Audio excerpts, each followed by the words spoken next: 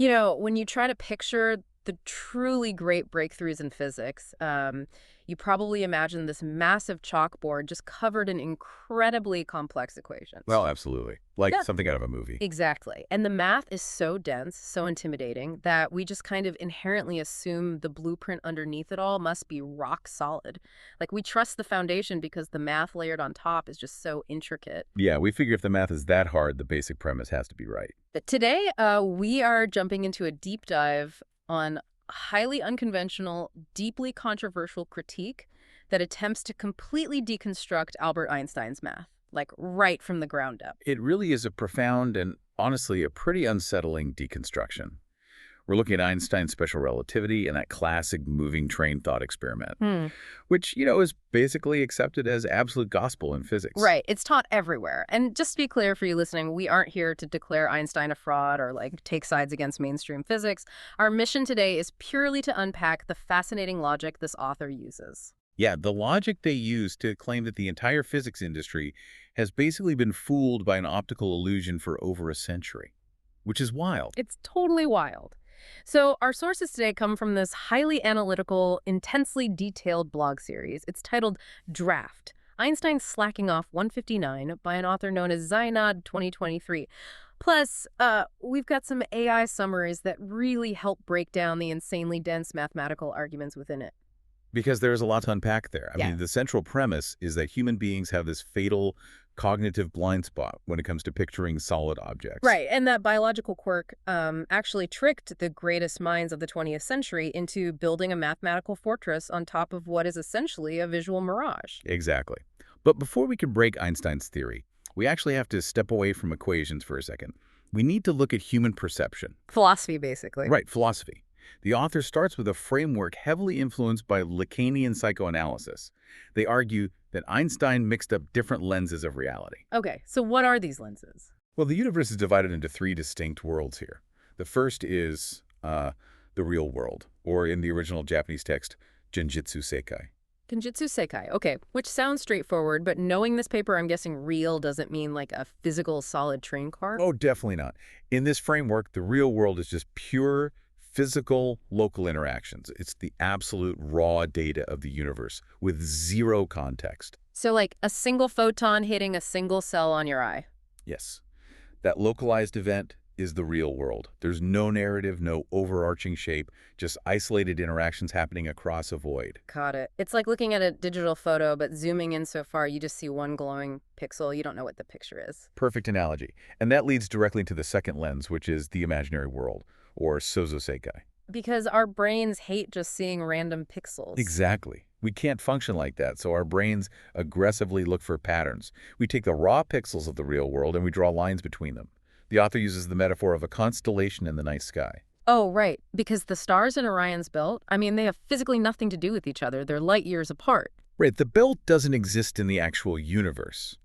It only exists in the imaginary world of the human brain. We group the dots together so the sky makes sense. And we do this with everything. Which, wait, so applying this to physics, when I picture a train car as a rigid rectangular box, the author is saying I'm operating entirely in the imaginary world. You nailed it. The physical universe just sees a vast cloud of independent atoms. The solid box is a mental constellation you've drawn over those atoms. Which is fine for, everyday life. Like, I need the train to be a box so I can sit in it. But using that for high-level physics... This is where the trouble starts. Yeah. Which brings us to the third lens, the symbolic world, or Shocho Sekai. Physics needs numbers, right?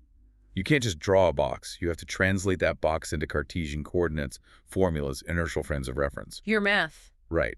Pure abstraction. So let's look at the classic Einstein setup. Okay, the Michelson-Morley thought experiment.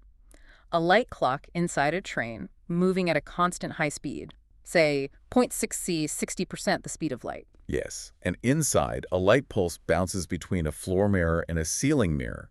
Einstein says that for an observer inside the train, the light moves perfectly vertically, straight up and down at the speed of light. But based on these three worlds... Wait, let me unpack this.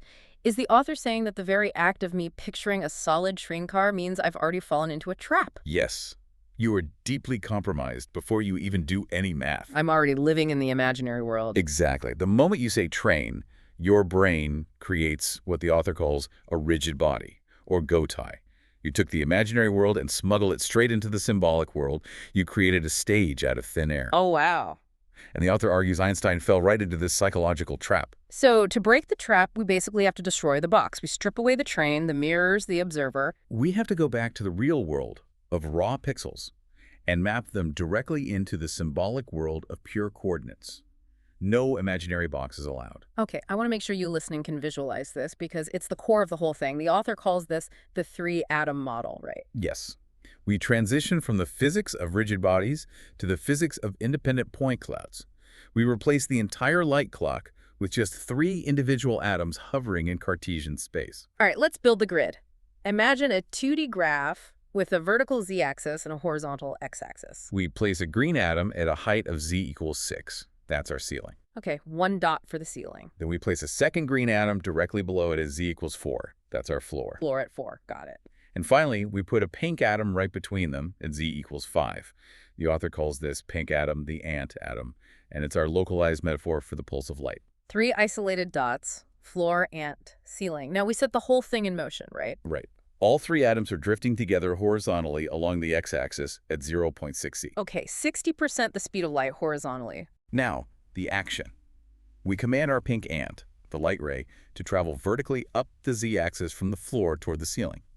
The author gives this vertical movement a localized velocity of 0.9 c. 0.9 c. That's really fast. It's deliberate. It pushes the vertical speed near the universal limit to see how the mathematical framework handles the extreme stress. Okay, here's where it gets really interesting for you. Let's look at the math.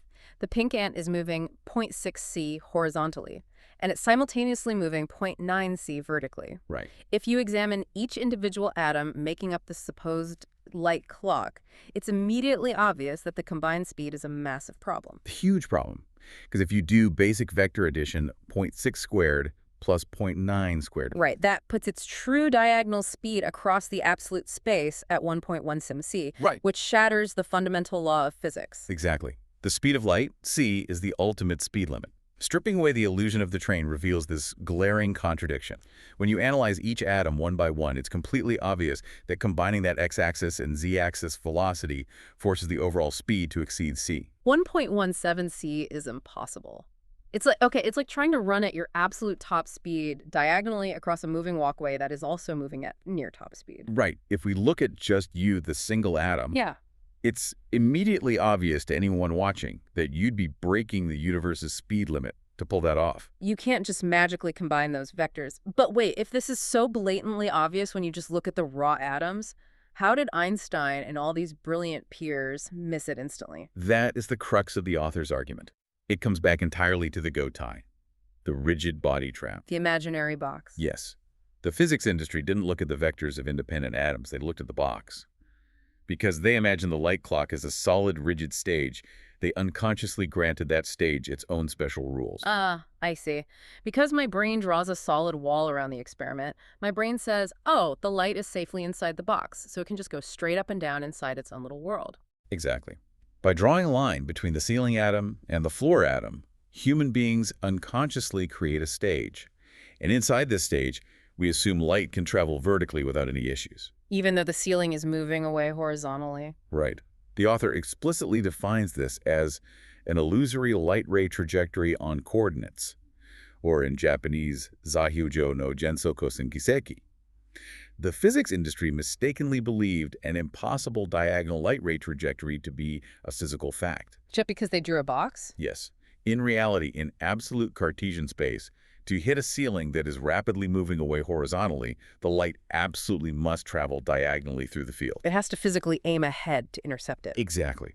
Believing it moves perfectly vertically while maintaining the speed of light relative to the train is a total fantasy. It's an illusion on the coordinates. So what does this all mean? Are we saying that the physical walls of an imaginary train basically hypnotized some of the greatest minds in physics into ignoring basic vector math? That is exactly what the source is arguing.